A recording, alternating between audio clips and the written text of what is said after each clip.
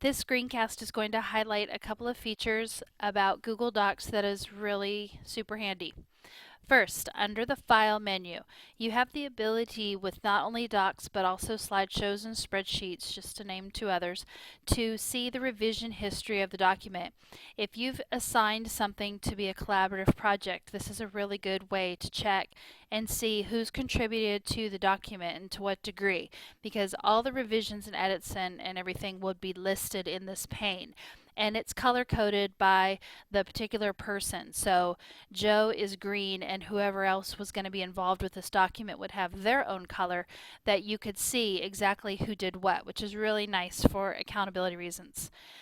Another feature that I want to point out is under the Add-ons menu, and oh, I'm sorry, Tools. There are cool add-ons that you should check out, but Tools is where I was going to go next.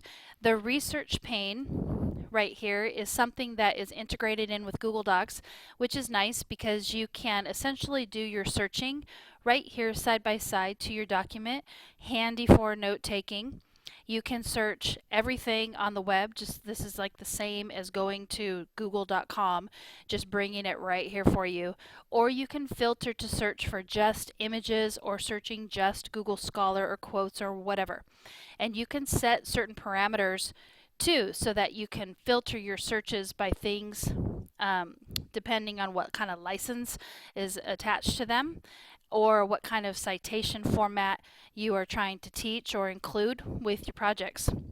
So the research tool is pretty nice.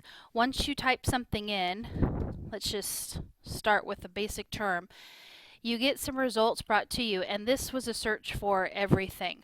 If I kind of filtered that to just get images, it would bring in just the images. If I hovered over any one of the images, it kind of enlarges it for me and lets me get a better view of it.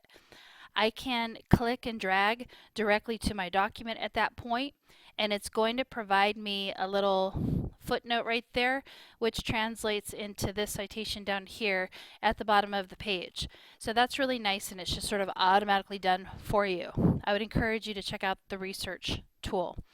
I'll go back to add-ons anyway, since I kind of introduced that. You can get add-ons here, and add-ons might be something like EasyBib, and if you attach EasyBib to your doc, this would also be a convenient way. You just kind of accept the terms and let it install on your document, and then it's going to be there under the add-ons menu. I didn't give that enough time.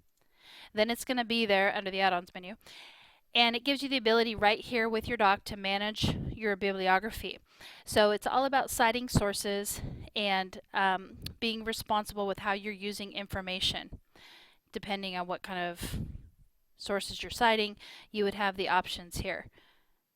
So depending whether or not your students were citing a website or journal article out of a database or a book, they could plug in the information here in search and get help right here next to the document for easy citation. So that's very handy.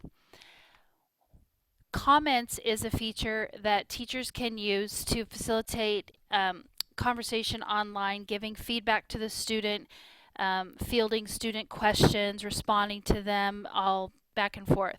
To add a comment, you can just select something maybe that you want to comment on and choose to add a comment, and then you can say whatever you want to the teacher, or I'm sorry, the student.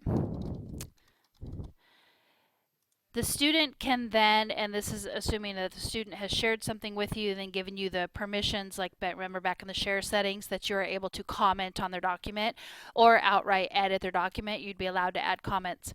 Then they can see your comments that you've provided when they check in and view your comments. Okay, so that's a great picture. And I'm going to click comment, and my comment stays. I kind of jumped ahead on the last time. And so they know that that's what I'm saying about that, and they can click into it and reply to you, and you can have an ongoing conversation in that way, resolving it when finished or just leaving the trail evidence of it, whatever you choose to do. So the comments feature is a really nice way to point out things about their work and to give feedback and even let them know what their grade is or things like that right there next to the document, next to the particular areas that you have comments about. So those are just some things about Google Doc that I wanted to point out. I encourage you to explore all of it. There's some really great collaborative features about this tool. Thanks.